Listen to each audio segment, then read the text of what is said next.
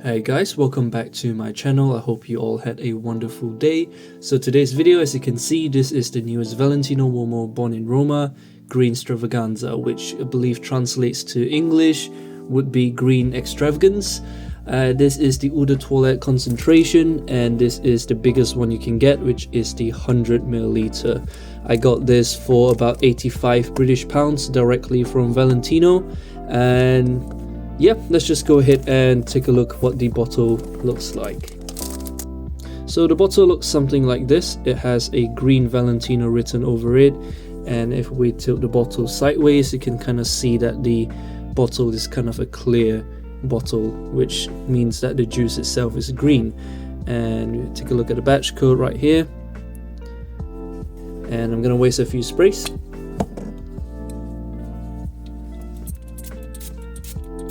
Very good spray from Valentino, and as usual it has that Valentino logo inside the cap like this. So as you can see on Fragrantica, Born in Roma Green Stravaganza has citrus, coffee and aromatic as the main accords, and the top notes there's Calabrian, Bergamot, middle notes there's coffee, and base notes has Vetiver in this fragrance. So overall it seems to be very simple breakdown of the notes, but after giving this fragrance a good few wears to kind of see how it performs and lasts on my skin and clothes, there is good things and bad things about this fragrance I would like to quickly address.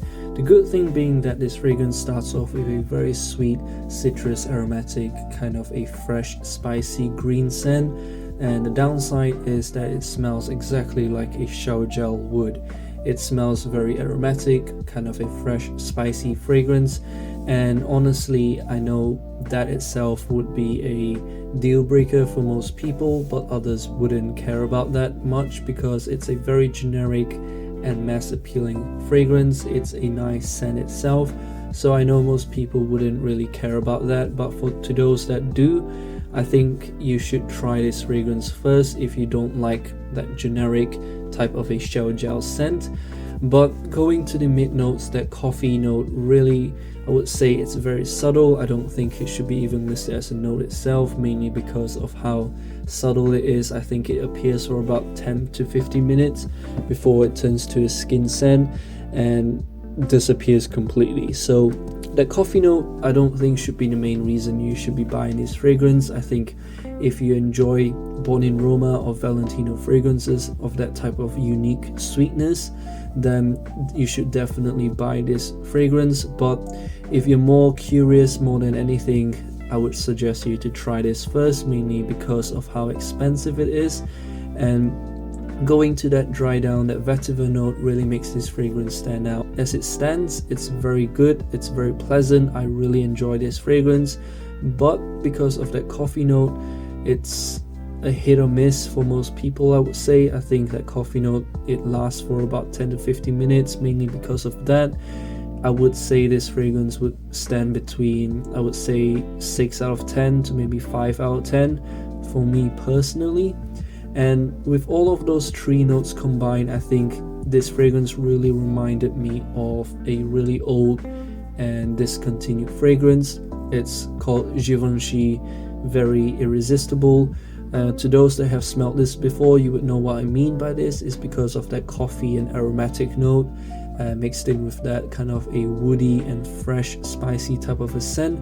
But that itself, I think this fragrance, it's a very poor projector. It projects for about maybe 30 minutes and it just turns to a skin scent. The longevity, I would give this about maybe 7 to 8 hours on my clothes and skin. So it's definitely not a, I would say, a nuclear type of a fragrance. So all in all, I think this fragrance, I would give this maybe a 5.5 out of 10. It's not a bad release per se, but for the price I paid, I would expect it more. It's definitely a fragrance you should try, but then again, if you enjoy those type of shower gel scent, then this fragrance is definitely for you because it's very pleasant, it's crowd pleasing, and I don't think there is any issue wearing this for any occasion whatsoever. So let me know what you think about this fragrance in the comments below. whether you've tried this, what you think of this, whether you know what you expect this fragrance to smell like. Let me know, and as usual, I will see you all in my next video.